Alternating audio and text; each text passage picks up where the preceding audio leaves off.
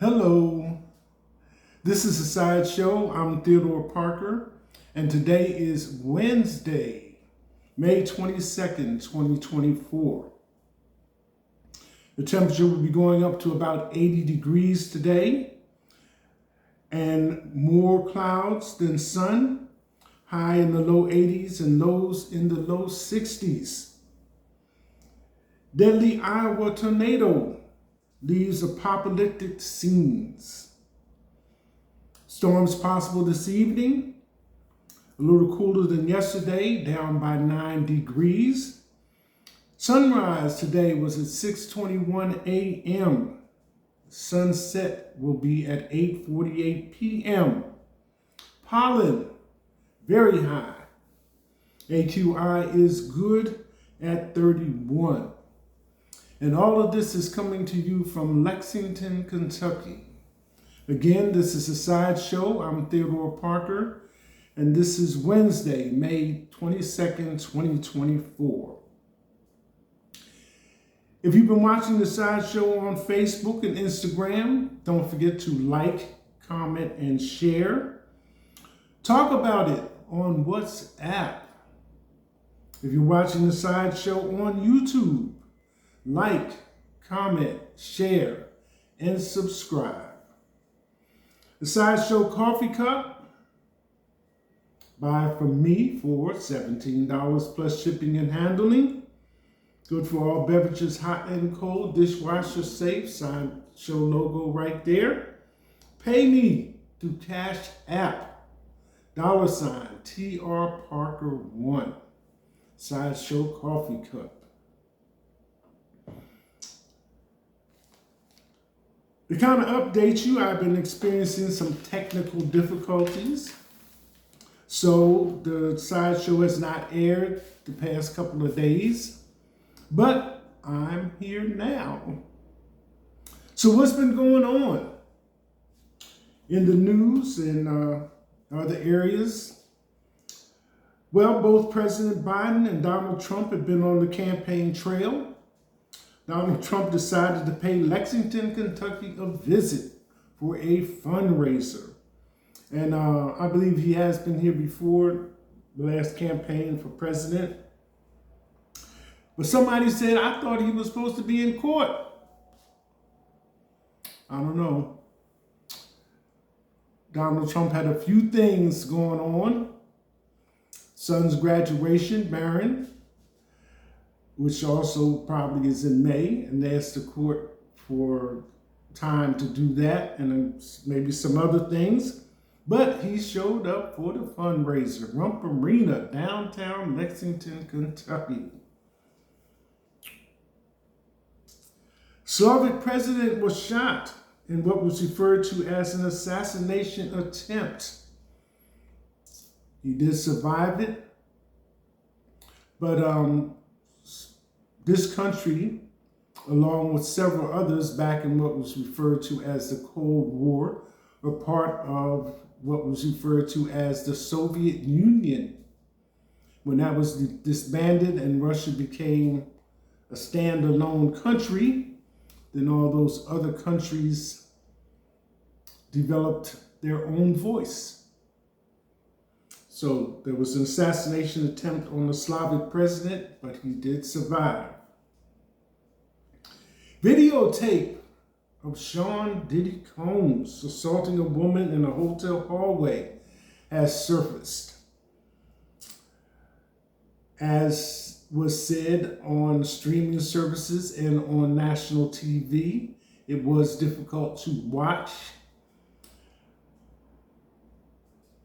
So audiences were advised ahead of time of the same. The statute of limitations, as far as the law is concerned, has run out on prosecuting Sean Diddy Combs for this incident, assault, on the woman. But there's still some debate or conversation as to whether or not it would be admissible in court. So he did apologize in the videotape, so I don't want to leave that part out, as I discuss the video itself. So as they say, we will see. And it has been hot. Just coming off the PGA Tour at Valhalla Golf Course in Louisville. I was there. It rained for the first part of it, and then the sun was hot for the last part of it. So hot enough for a heat index. And plenty of people turned out. I think there was some comment about 42,000 people. And Valhalla has its own history, designed by Jack Nicklaus, a PGA golf champion, I believe 1996, and has been part of the PGA Tour every year since then, to stand the test of time, so to speak. And each of the holes, if you want to Google it, from the front nine, 1 to 9, and then the back 10 to 18, all have a little story that is associated with each hole. So if you have a few minutes and you want to take a look at that, that's something that you might find at the very least interesting. But it was hot. People were suffering from heat, stress, and things of this nature. And we say amongst ourselves as Black people that we don't get sunburned, but I beg to differ. I have been sunburned. And you know you're sunburned when your skin is tender to the touch. Ow, ow. See white people red on the shoulders. Some people are even getting red on their thighs and knees from sunburn. But the SP15 was flowing like water. One woman was even spraying her hair with it. So just to kind of validate that, if you can see the line between my complexion here, like that, I had on short sleeves, and the rest of my arm, that's how much sun was going on over the weekend past, up till Sunday. But I didn't burn. I didn't get sunburned. All right.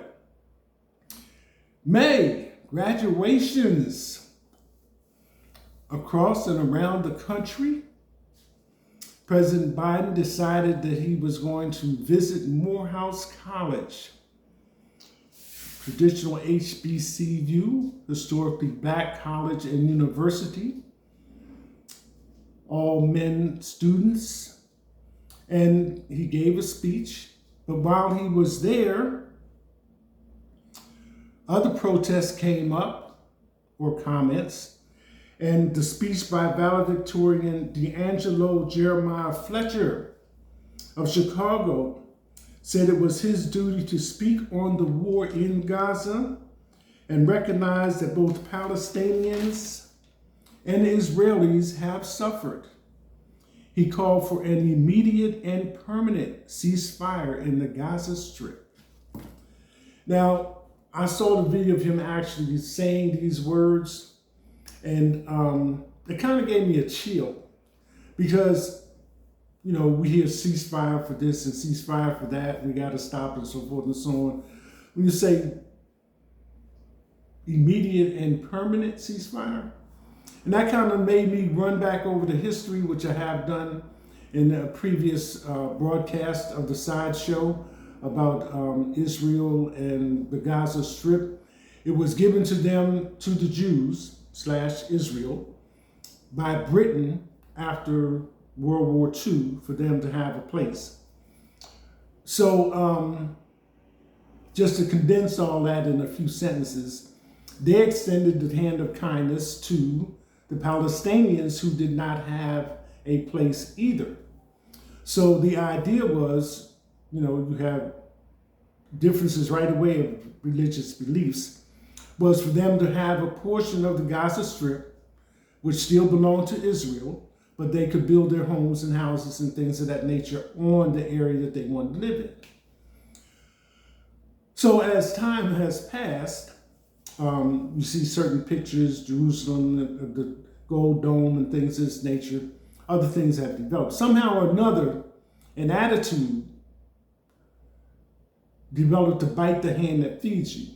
So there have been several incidents in the news over the years of Palestinians disagreeing with their situation in the Gaza Strip as far as how they are living.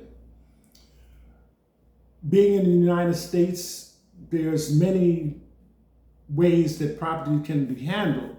You can own the property and the building that's on the property, or you can own the building that's on the property and not own the land. So as it stands now, Palestinians own their homes, not the land.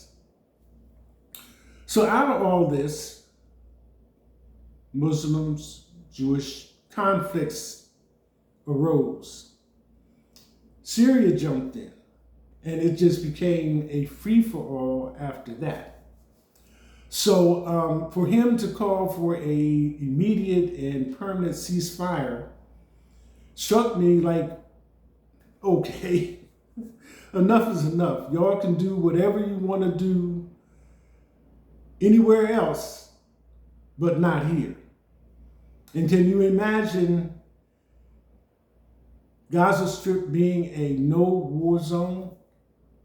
No military activity, no wars, no fighting in this area. You know, if you want to fight, you gotta go somewhere. It's not funny, I know, because lives have been lost, but if you want to fight or have a war, go somewhere else, but not here.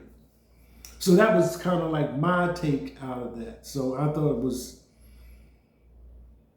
well worded and strongly felt, so to speak. Permanent ceasefire.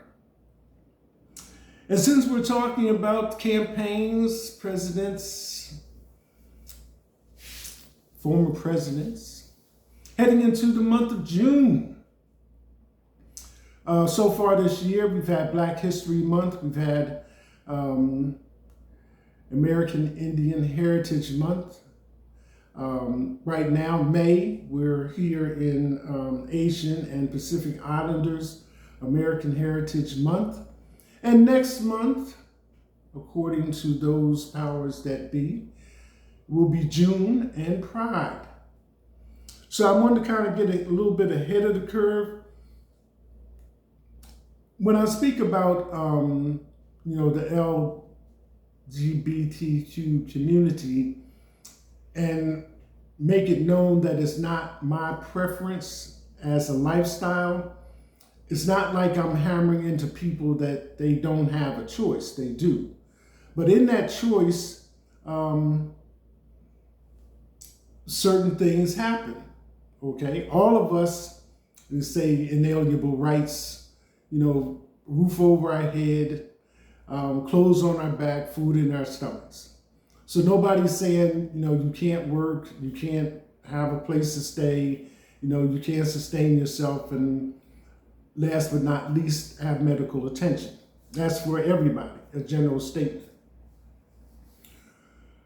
I think where I kind of draw the line is that I don't have to have that in my daily life. Just like LGBTQ community decided they wanted to have a community, then they can decide what they want to do about it and in it. And this is not just me assessing things from the court case in Texas years ago, because historically, the idea of men and men and women has been in existence long before that court case hit the news. So I'm not addressing this from a blind spot or from a certain amount of, leaning in a certain direction. It's just that people should kind of be prepared for everything that's going to be going on in the month of June. And for my choice, after saying that, will be Juneteenth. So I think that's where my focus will be.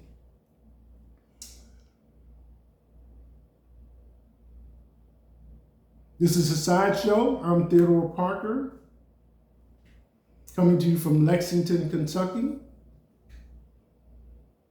That's it. Hashtag.